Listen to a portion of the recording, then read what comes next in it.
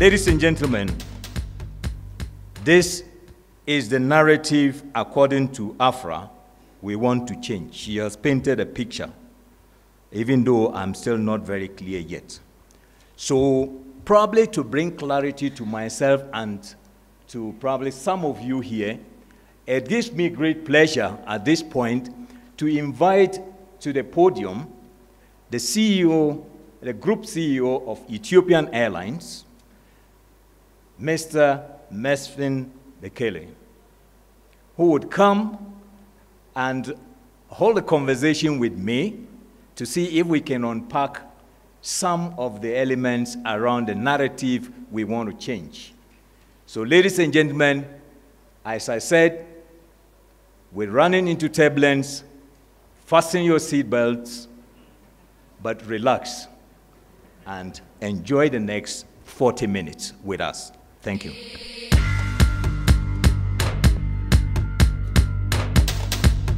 Welcome, Mr. Mesfin. Thank you. We're saying we want to change the narrative. And for many people sitting here, it's quite difficult. The issue is, and personally, I'm not too sure which narrative we want to change at this 11th convention. Is it a contrast of 1.4 billion people only doing 2% of global traffic? Is that what we want to change? Is it the over 200 commercial airlines we have on this continent, of which, if I ask somebody to mention the most viable 20 of them in this room, it could be a challenge that we want to change? Or is it the fact that we are ceding our traffic to non-African operators? Is that a narrative we want to change? I still have other questions about the narrative. Probably it is about our airlines' failure to collaborate that we want to change. Probably it's about our refusing each other market access that we want to change. Probably it is about the skills constraints we have on this continent, or the ever-increasing cost of travel. I am not too sure. You are an airline operator and the Group CEO of Africa's biggest airline. So, but let me ask the question this way. Don't paint the picture from an African perspective to us. I want to ask you, if you were a CEO of a non-African airline, how will you describe the scene of African airlines? That was my first question to you. You are not an African. What's your perception of African aviation? Thank you. Thank you, Raphael. It's a good question. If I were an African airline CEO, I would see, or I would perceive the landscape of the African aviation industry as airports are small, lacking investment, lacking modern equipment, and clumsy service for passengers who pass through the airports. The air navigation system is poor. Ground handling companies provide a standard of service below the global standard. High taxes on the airlines and on fares. Airlines in Africa are, as I mentioned this morning, fragmented, smaller, incapable of providing a reliable service, difficult to partner with. So I can keep on listing several constraints in the African aviation industry as perceived by an African CEO of airline. Wow, what a picture. So this is how we are perceived. But if we were to flip the page around, now as African Airlines CEO, do you see it the same way or you see it differently? Well, there are a number of things that we share. When it comes to taxes, the taxes are very high for both African and non-African airlines. Airports, we share the same experience at several areas. Airports do not provide the standard level of service. Ground handling service is very expensive. We share the same observation. The only difference probably we may have is that as African airline, we believe that we have the potential, but we are not able to utilize it. Otherwise, the constraints are shared between African and non-African airlines. Another point is, when it comes to traffic right, most countries tend to give better priority to non-African airlines than African airlines. We have this problem in terms of traffic and other services. Let me give you another example. If an European airline lands at the airport, a certain airport, and an African airline lands at the same airport, the ground handling company would be tempted to give priority to the non-African airline. We see these types of issues, but this is not the biggest problem. The biggest problem is infrastructure, standard of service at the airports, and other things. Oh, mine. So do we close down all the airlines and let others do it for us? Because it would appear we have all the challenges, and we find it even difficult amongst ourselves to cooperate. And we rather would serve non-African operators better than we would serve our own. Then should we get out of this business? What do you think? This is what we need to change. We African airlines can do much better if we cooperate, if we partner.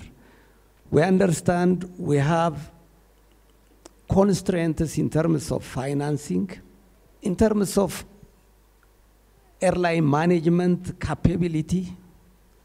We lack vision, but if we work together, we can complement each other and we can be better airlines, better service providers in the continent.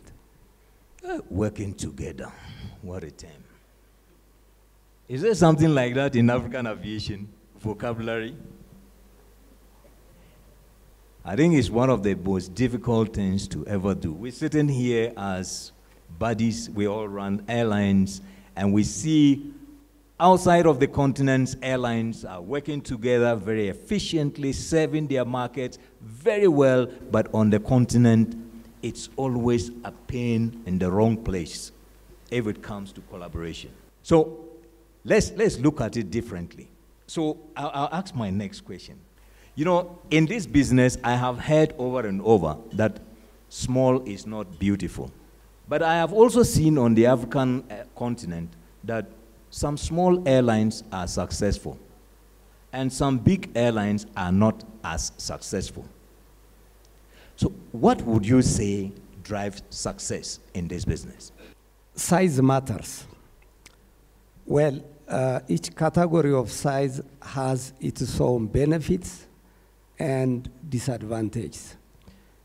If you are a small airline, your unit production cost will be higher. You miss the advantages of economies of scale. This is what makes you at a disadvantage. But you can be fast in adapting to the environment. You can be agile. You can change your processes quickly. You gain advantage in that. If you are a big airline, you have bigger resources and your production cost, unit production cost will be lower, and you get economies of scale advantage. But if you want to change something, then you need more energy to change, to bring about change. But it doesn't mean that a small airline can be profitable. A bigger airline can be profitable.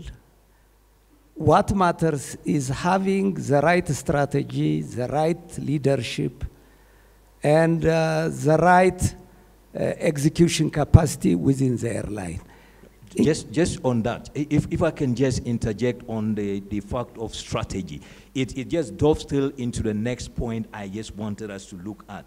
So in other words, are you saying that vision, long-term planning, and professionalism, as well as stable leadership, could be key ingredients to the success of an airline, and why? Okay, before I answer this question, I would like to give an example of the previous, how a small airline can be successful, a big airline can be successful. Just go ahead.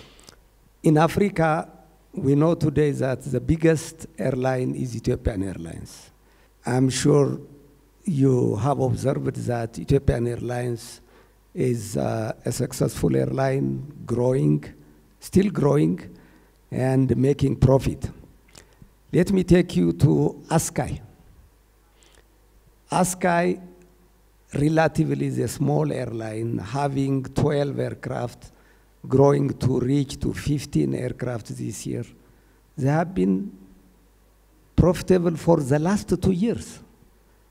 This shows that both small airline and big airline can be profitable, provided that they have the right strategies and leadership. Coming back to your question, every airline needs a vision, because the vision will tell where the airline wants to be after a few years. Having a vision enables the leadership to rally all employees to work in the same direction. Having a long-term strategy derived from the vision will direct strategic investments of the airline to be aligned with the vision. If you don't have a long-term strategy, it is difficult to order new aircraft, to invest on infrastructure, to develop your human resources. You need long-term strategy to guide you, your both strategic and operational directions. Then it comes to leadership. In my opinion, one of the serious problem African Airlines is leadership and governance. If you have a stable leadership composed of professionals, you will have the capacity to implement your long-term strategies and manage your operations effectively. There will be continuity in implementing the long-term strategy. If the leadership changes more frequently, then you will have to change your long-term strategy every time a new leadership comes, and it will bring lack of continuity of your strategic growth.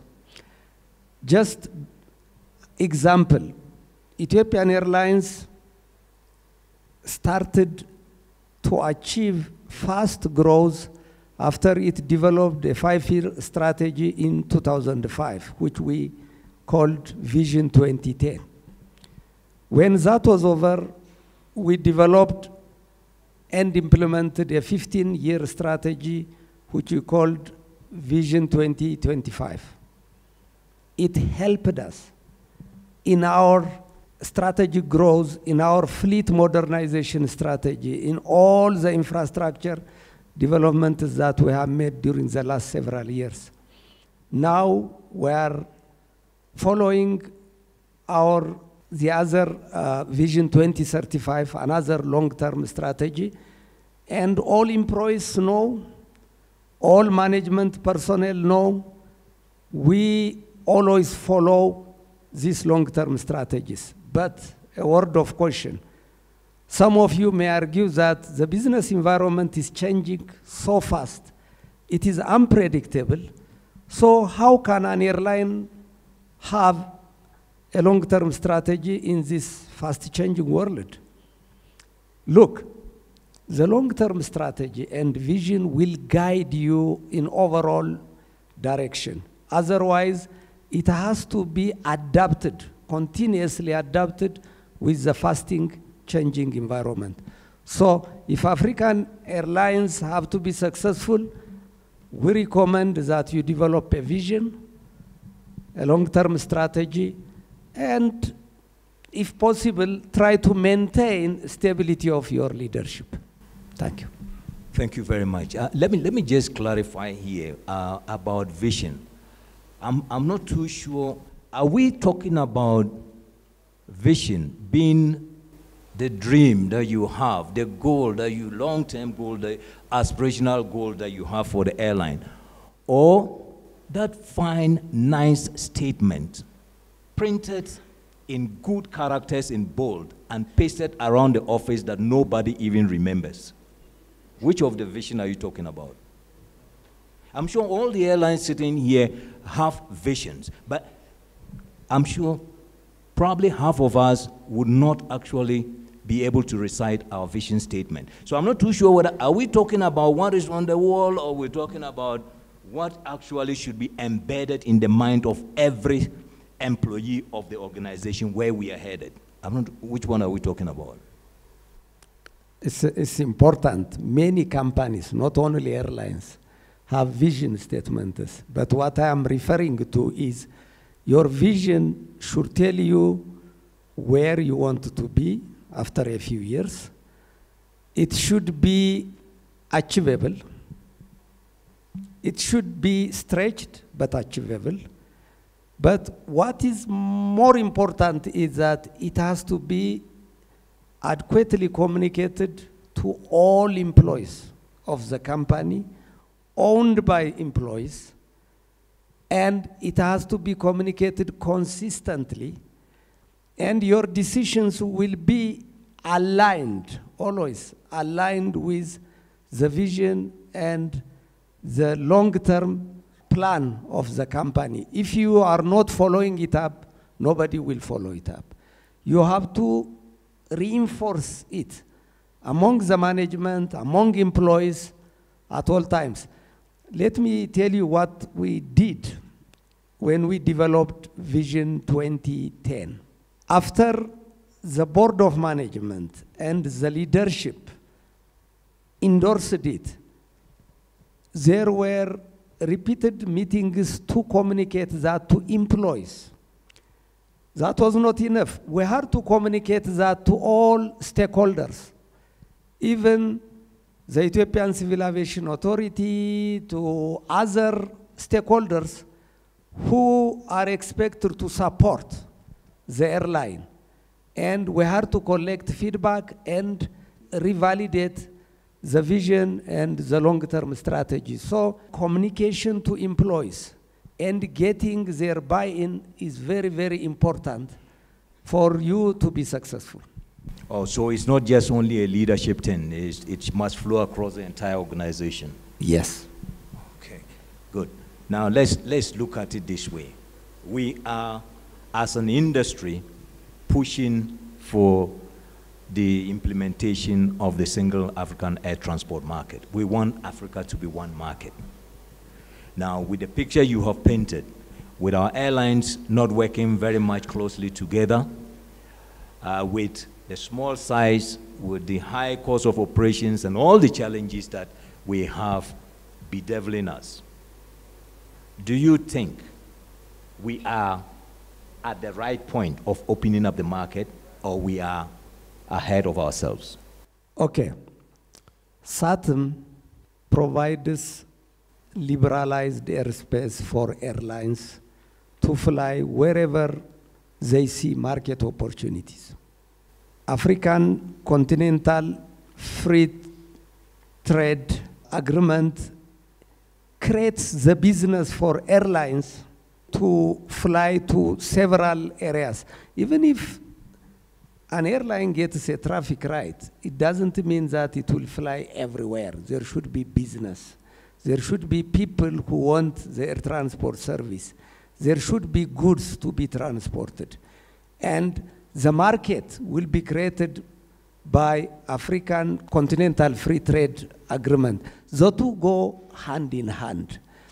When we come to airlines, I have been asked this question this morning, but are the African airlines ready to make best use of SATM? This is an important question. I believe, yes. SATM brings opportunities for the airlines, but at the same time, some challenge for African airlines. We have to fully understand it. It will give the airlines the freedom to fly wherever they see market opportunities without any hindrance. This is the opportunity they have to grab. At the same time, as many airlines, as increasing number of airlines will fly to several destinations, it will bring competition. It will bring some level of competition. So the airlines have to be strong. They have to develop their strong strategies. Internally, they have to be stronger. They have to develop their internal capacities to stay competitive. And another opportunity for airlines is that they can cooperate with their partner airlines to gain more arm to compete. Instead of the current fragmented air transport environment, we will have less number of very strong airlines who can provide standard service, dependable service for the benefit of the consumer. So I believe that the full opening of SATM will encourage the air transport industry in Africa to consolidate among themselves, to have greater level of cooperation so that they have viable business, they will stay competitive. The difficulty though is this, should it be cooperation, consolidation before you open, or you open then you start to consolidate?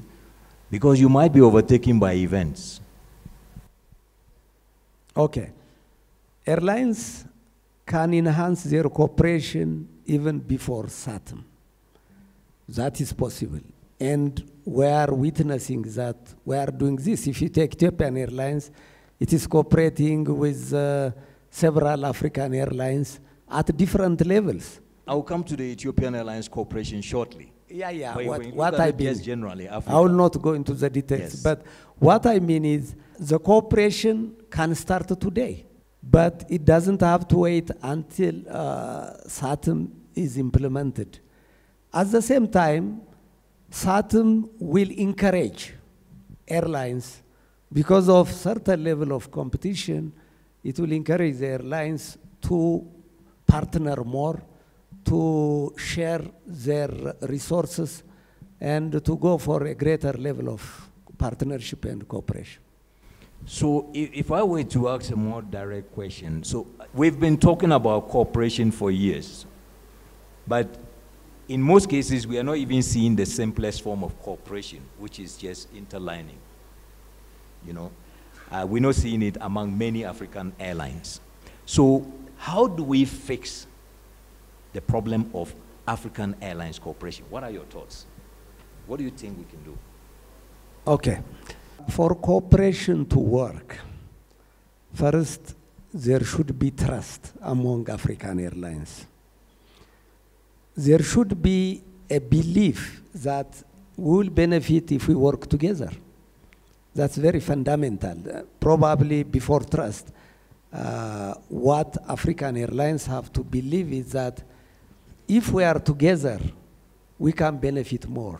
We can grow faster. That is fundamental belief that has to prevail in the mind of African Airlines. Then there should be trust among ourselves.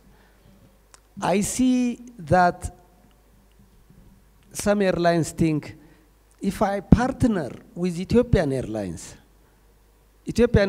will take advantage of me. This is completely wrong. I tell you, as CEO of Ethiopian Airlines, we believe in true partnership. And partnership will work only if we design it in a win-win situation, in a win-win terms. Otherwise, it will not last. And Ethiopian is a strong advocate of partnership in Africa because we believe in it, because we think that if we partner with another airline in Africa, Ethiopian Airlines will benefit, but at the same time, our partner airline will benefit. We will complement each other. So let's talk. Through discussion, we can develop the trust as well. So partnership is important, we believe in it, and it will be in win-win situation. Who initiates the talks there? Because you see, in the African context, we see Ethiopian Airlines as big. But in the global context, probably Ethiopian Airlines is a medium-sized airline. But if the other African airlines, some of them are getting scared of Ethiopian Airlines taking over their market. Now, who initiates the conversation? Should it be Ethiopian initiating the conversation, or the one who is scared comes forward and says, no, now I've gathered courage. Can we talk? Well, interesting question. At every forum, like conferences like this, we discuss one-to-one. And we always talk to airlines in Africa on the importance of cooperation. And we have expressed to them that we are willing to work with them. It may not be to all the airlines, but to several of the airlines. Once we express our openness, then the other party should also come. So if we urge that we need to work together, then it will be considered as what they think is right. Ethiopian Airlines, they wanted to take advantage of us. So most airlines are here. Let's work together. Working together will be at different levels. It can be at technical level, training of personnel, MRO services. On the technical side. On the commercial side, as you said, interline agreement is very common, but code sharing, more strategic consulting, and as if required, equity partnership. But I can tell you that, or I want to be honest with you, we will not go to every country we may not form partnership with every airline. We have to see that the partner will work. There should be something that we complement each other. And we need to see that there is something we can contribute to the other airline as well. And the partnership has to work. So I invite our sister African Airlines, let's talk. Let us see opportunities where we can work together and get benefit for both parties. That's my message. From the CEO, the group CEO of Ethiopian Airlines, ET is not as scary as you think if you are an airline sitting here. And if you have not already spoken with him or members of his team, there are a lot of them in the room here, please try and book an appointment to speak to Ethiopian before you leave this conference, because they are not as scary as you think. All they're looking for is mutual trust and an assurance that you will mutually benefit from the relationship. So ladies and gentlemen, take this and make sure you book an appointment with ET before you leave here. But if we were to take the issue of collaboration and the fact that we are not getting it done as fast as possible, could we think also that the frequent changes we are seeing in management in many of our airlines could also be an element? You start discussion with a management team, the next moment the whole team is taken away by a tsunami, another one comes in. Could that also be, and they come in with a different perspective? What do you think? Yes, I agree with you. Stability of leadership is very important for the success of an airline. So if there is a frequent change of leadership, the partnership could be jeopardized. Because the new leadership may come and say, no, I don't want this, I want this way. So frequent change of leadership can hinder continuity of partnership. That will be a problem. So without actually the African airline leaders sitting here sounding like they want to protect their jobs, how do you think we can appeal to our governments and our shareholders to allow some stability so that we can make progress, and that ET's core strength, one of its core strengths, is actually a stable management? How can we do that? How can we convince our government? You have any thoughts? Well, very often we talk to the governments. When we go into a country for a partnership, we consult the respective governments and we try to get their commitment to support the partnership. This is how we do it. And so far, we have been successful in doing this. So it will not be a one-to-one airline-to-airline partnership, particularly when the engagement is at higher level, like equity partnership level. Definitely we engage the government to make sure that the partnership will continue even if there is change of leadership. Thank you very much. In fact, we have less than 10 minutes to go, but I cannot let you go without actually exploring, since you said Ethiopian is not scary, asking you this question. What is your assessment of Ethiopian investment so far in other airlines on the continent? What's your assessment? Thank you. In terms of equity partnership, our first engagement, our partnership in Africa was with investors in West Africa, particularly in Lome, Togo. That airline was established with a joint partnership among 3 West African banks and Ethiopian Airlines as major investors, but some individual investors were also engaged in that. This airline, initially, during the first few years, had suffered significantly from traffic right issues.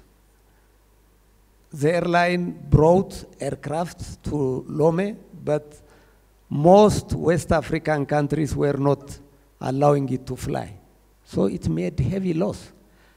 But since recently, it is doing very well, and it has become profitable even before airlines fully recover from COVID. Now, it is growing fast. What benefit did Ethiopian Airlines get? No dividend.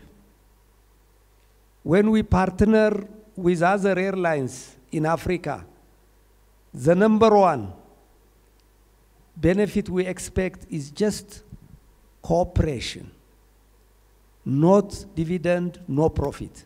That's not our objective. With ASKY, Ethiopian Airlines defeat a large number of passengers. That is the greatest benefit. We fly to Asia, we fly to Europe, we bring passengers, feed them in Lome and a few other stations to distribute the passengers in West and Central Africa. They collect passengers, feed us at certain West African cities. We take those passengers to remote area. And the CEO is sitting here, he is a live witness. ASKY is more beneficiary from this partnership than Ethiopian Airlines. We give them maybe 70–80% of the passengers that we transact, and we get fewer number of passengers from them. Am I right? Yeah. Okay, yeah, he's confirmed from the corner there. So the partnership will help both airlines to work together to develop the market, to give better service. So ASKY is successful. The other one is Malawi. Malawi is a relatively smaller airline, but it has been profitable during the last 1.5 years, and it is growing and expanding. I don't want to hide from you that we had some investments in 2 countries, one in Chad, one in Mozambique, which were not successful. All businesses don't succeed. Due to the business environment in the respective countries, the airlines that we established in partnership in these 2 countries didn't work, so we had to stop them. But is there a specific reason why you are partnering with what I would call smaller countries in terms of population and in terms of air traffic volumes? Or is it just coincidental that you happen to partner in those areas? You are right. You may ask me, why did you go to Lome? Why did you go to Lilongwe? These are small countries. Whereas we had other countries like Nigeria, Ghana, Ivory Coast in West Africa with bigger economies. You know, my chairman, Mr. Girma, can explain it better, but I can tell. At the time, we were looking for a suitable location with bigger economy in West Africa, but none of them were ready to work with us. Nigeria was not ready, Ghana was not ready. I'm not sure what happened in Cote d'Ivoire. We asked them to work in partnership with us to set up their national carriers. They said no. But smaller Togo was willing to work with us. But today, Ghana is requesting us to help them set up airline. Nigeria is requesting us to set up airlines there after they saw the success of ASKY. Dubai is a small country, but it is an air transport hub in Middle East. So a small country, if it is well developed, can become a big hub in that region. The same applies in South Africa. Thank you very much for that. I think I'm from Ghana, and I need to say that Ghana has always wanted ET to partner with it. And whenever ET is ready to partner, then Ghana is not ready. That's what I know about my own country. And that's the story. I hope this time round, when they are ready and you are ready, you will both be ready. And we look forward to that. Now, ladies and gentlemen, I'll have just about 5 minutes for questions, but let me just allow him to take us through one last question, then I come to the audience. So if you have a burning question, I'll just take about 2 or 3 questions, and then we close. Now, when you are big, you have responsibilities. You have to be a leader. Ethiopian Airlines is big. Ethiopian Airlines is leader. So what plans has ET and its subsidiaries, ET Group and its subsidiaries, got in stock to support the African aviation industry move to the next level? Raphael, I agree with you that Ethiopian Airlines is the leader among African airlines. And we are a pioneer of air transport service in Africa. We started connecting West Africa to East Africa in the 1960s. We read in our history that those flights were making loss for years. And we were operating them with the belief that one day these routes would be profitable. Today they are profitable. We are committed to develop the air transport industry in Africa by expanding our network, flying to more destinations. But this will not be enough. We want to work with smaller regional African airlines to reach every corner of Africa through partnership. This is on the commercial side. On the technical side, we have a big aviation academy training all aviation professionals, which is open to train all people from all over Africa. Please visit it and consider if we can support you with your training needs. We have a relatively, at Africa scale, big MRO. We have 5 hangars that can repair commercial airplanes. We are building 2 more hangars because the existing hangars are not enough to repair our aircraft and our customer aircraft. We can support you with your maintenance needs. We deploy a team of trained technicians at some African cities to provide full line maintenance service for their fleet, tailored to their need. We can provide component support services. We can provide engineering services. This is not the only type of service. We will help you to develop your internal capacity in technical areas, in training areas. This is very unique. We can assist you in developing your internal capacity. We can enhance our cooperation in the commercial area.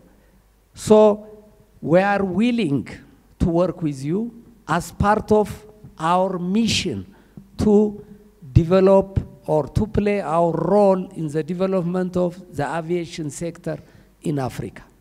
So I assure you we are ready to assist you in whatever way you need us to assist you, and in as much as our capacity permits. Thank you very much for that. Now, ladies and gentlemen, can we give him a round of applause, please?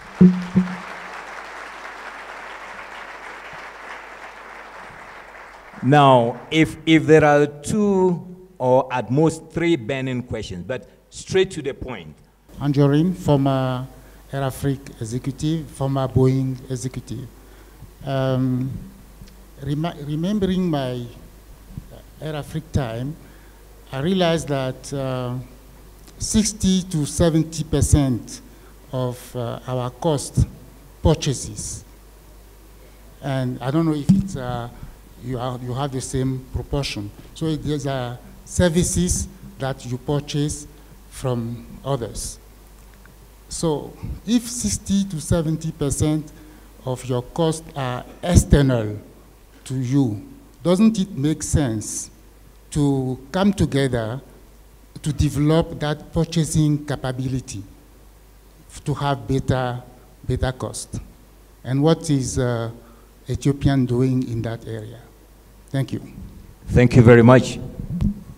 Yeah, can you take that one? Yes. Okay. Thank you. No, let's take one after the other. You come to. I'll be very brief. I am not sure what you mean when you say 70% of your operational costs. In it is different. The major portion of our cost is fuel. It will be followed by other cost categories. But let me come to the point. In terms of procurement, yes, that is one area when we can work together. When the volume of purchase is higher, we will have a stronger muscle to negotiate with the suppliers. So those airlines who would like to work with us in terms of procurement, let's work together and synergize our potential for negotiation. In addition to that, I would like to mention that if we partner on component support, we add value in it. We have a big warehouse. If we have agreement for part supply, if you need the part, we don't ask you to take the part from our warehouse. We can bring it to your hub, your doorstep, on our flight as part of the agreement. So you will not worry about logistics. That is the value we'll be adding for our partners who get part service from us. Thank you. Thank you very much. Next question, please. Afternoon. My name is Belvano Kaniki from Aerostate Services in DRC. My question is, we heard like a few months ago that the DRC government wanted to partnership with Ethiopian Airlines to create a new airline called Air Congo. So my question is, how far are we with that project? Is DRC government not ready, like a Ghana government, or what happening right now? This is my question. Thank you. A sensitive question. Yes, we have agreement to set up a new flag carrier in Democratic Republic of Congo. This agreement was signed between the DRC government and Ethiopian Airlines. It is a shareholder agreement, and other agreements have already been signed. We know that Congo Airways is there. Congo Airways is fully owned by the government.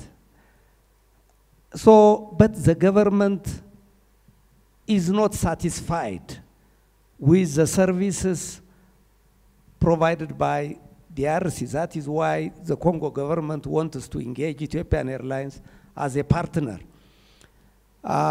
Recently, we heard from the government that they are very much interested to roll out this airline very soon. We are waiting to hear from them. But there is one point there. We understand we have Congo Airways still operating there. We will find a way how we can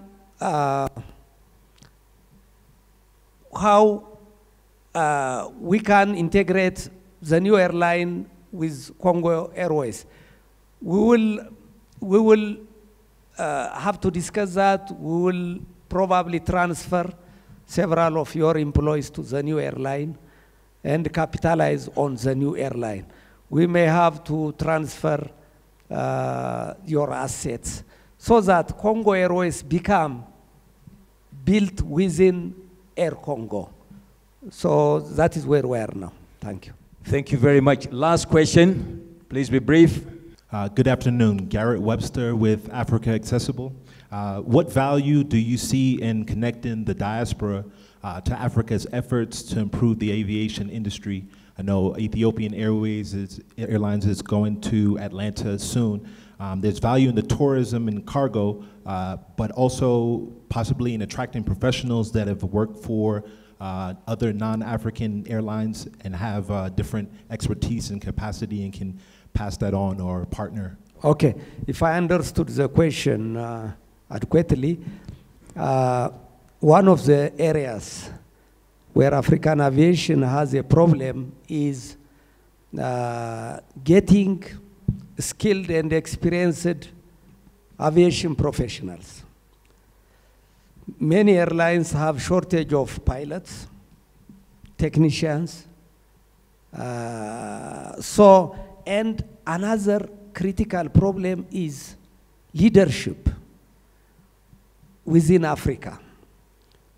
The air transport business requires highly seasoned and disciplined leadership.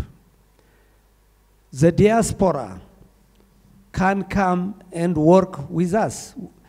They can come back to their respective countries and assist in the development of the aviation sector, whether it is airline or airport or civil aviation authority.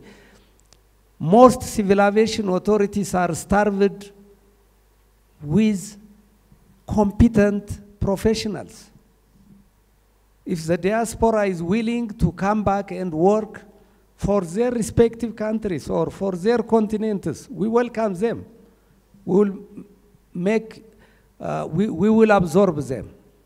So we have open invitation for Africans who are adequately trained outside Africa and who would like to come back to Africa.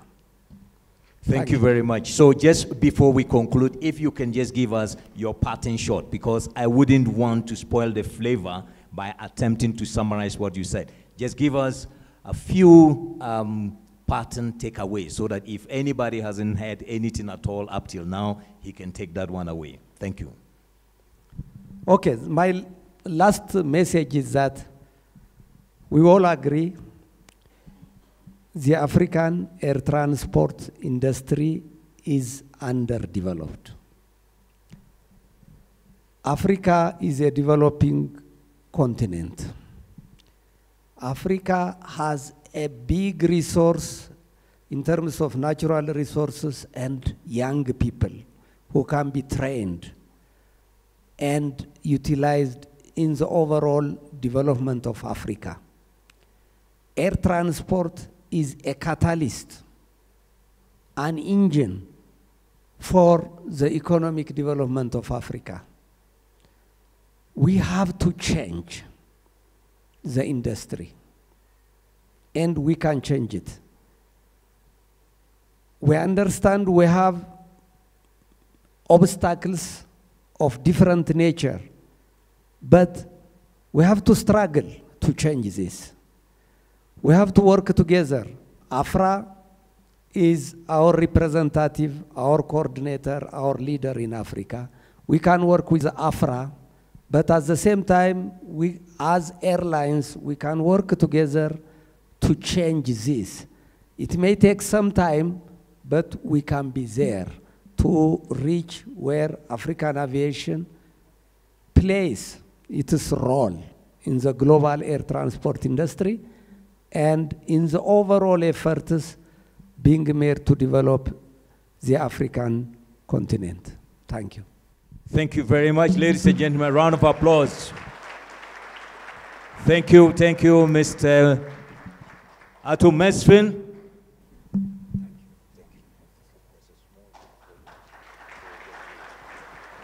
So may I invite Mr. Barry Kashambo to come up here and do us a favor by presenting a token of appreciation to the Group CEO of Ethiopian Airlines. Thank you so much. Thank you very much, Ato Mesfin. Thank you.